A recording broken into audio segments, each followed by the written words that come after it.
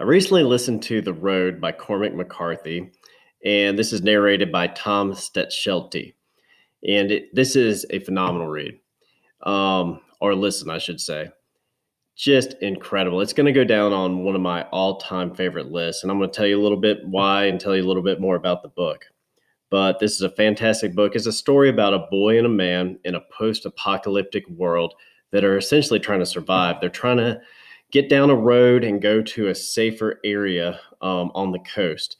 And the majority of the story is about their travels along the road and their survival along the road with very, very limited food supplies and just a bleak world with gray snow that is coming down and most things are dead and very few people, but the people that do exist in many cases are dangerous since there's nothing governing them anymore, and it's really just a fight for survival.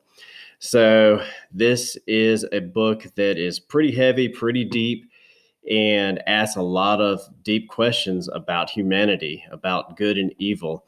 And it's delivered in a very, very engaging way because there's a lot of talks between father and son. And the son asks a lot of kind of innocent, inquisitive questions that many curious children do. And the father has to answer them. And so there's a lot of themes about what is good, what is evil, what is the moral compass of humanity when we don't have the structure of society. So there's all those things, but on the surface, it's just a suspenseful listen as well. Just you don't know what's going to happen next. There's a lot of suspenseful parts. Not all the suspense is just back to back. Sometimes the suspense just kind of slowly builds. And for somebody that just needs something that, one suspenseful event after another, this isn't exactly the style of this book, but it's still very, very engaging and good in my mind. So we'll kind of look at this a little bit more here. You don't really know what has happened to the boy and the man as far as what's happened before the story begins. We don't even really know what the apocalyptic event was. There's different discussion on that. Probably a nuclear war, but it could have been something else. And just to give you a picture of this book to see if it's something that you would like, I'm going to read you some of Cormac McCarthy's writing here. And this is a quote from the book. He walked out in the gray light and stood, and he saw for a brief moment an absolute truth of the world. The cold, relentless circling of the intense earth. Darkness implacable. The blind dogs of the sun in their running. The crushing black vacuum of the universe. And somewhere 200 animals trembling like ground foxes in their cover. Borrowed time and borrowed world and borrowed eyes with which to sorrow it.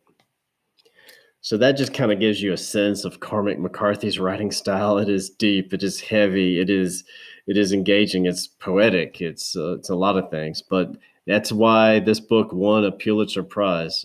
Just a phenomenal read.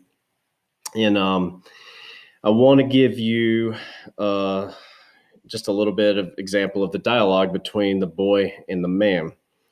And the man speaks in this conversation.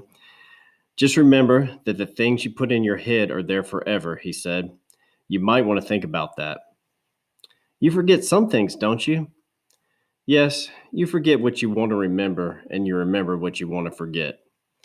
So that just gives you kind of an example of many of the kind of profound, wise statements that are in this book. As the boy and the man reflect on what's going on in the world. So as far as the review goes, I'm giving this story 5 stars. Great story. And many people have preferred to read this in print. The print is interesting because there's Cormac McCarthy uses a style where he doesn't use a lot of punctuation, and it kind of adds to the book. So there's an argument that this book is really good in print and maybe would be preferred in print by some people. However, I'm going to say that Tom, I have the hardest time saying his name, Tom Stechschulte's narration is phenomenal in this book. Absolutely phenomenal. he captures just the emotion of the book, the scenery, the dialogue between the boy and the man. Really love his voice for the boy's character. And I say boy and man. I didn't really tell you this, but they're not given names in the book. They're just the boy and the man. And but his narration is phenomenal. And just one more comment. He also narrates No Country for Old Men, which is also a fantastic listen. Maybe not quite as deep as The Road, but still just excellent, excellent listen. And he also narrates a couple other Cormac McCarthy books. And I have not listened to it yet, but he narrates Shutter Island, something, a book that I'm definitely interested in listening to, and Friday Night Lights, which is about football on Friday nights in Texas. And I read this book years ago, but I think because of Tom Stechschulte, he's just amazing. I'm going to listen to this book at some point this year. But overall, I give The Road 5 stars. It is phenomenal. And just to kind of sum up here, you're probably going to like this book if you're in the mood for something that makes you just think deeply about humanity.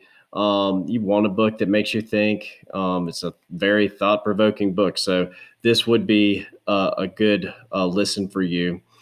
And you like suspenseful stories that build slowly rather than are just rapid fire. So there's a lot of suspense in this book, but the suspense isn't always just one, thing after another. Sometimes it builds, sometimes it slows down, and then it picks back up again. But a lot of the suspense that I felt in the book was almost like if you compared it to the movie Jaws.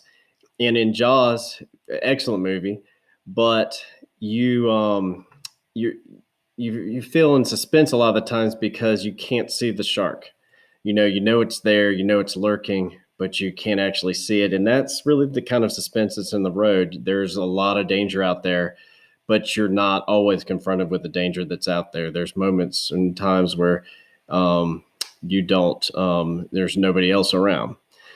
But anyways, um, you're probably not going to like this book if you can't handle some gruesome and disturbing descriptions. It is gruesome at times and sprinkled throughout the book. So that's something to keep in mind if that's not something that you can handle or that you would want to hear. This might not be the audiobook for you.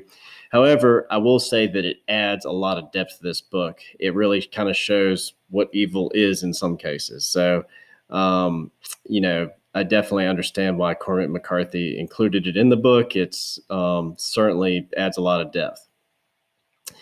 And if you're in the mood for an emotional roller coaster, something else I'll add, this is definitely the book for you. It is emotional. It didn't really talk about this, but it's not only a book that comments on humanity and good and evil, it's also a book about a father and son relationship. And so there is just a lot of emotion as far as how that relationship builds and their fight for survival. So definitely, something that might intrigue some people, especially if you are a father, but you don't necessarily have to be.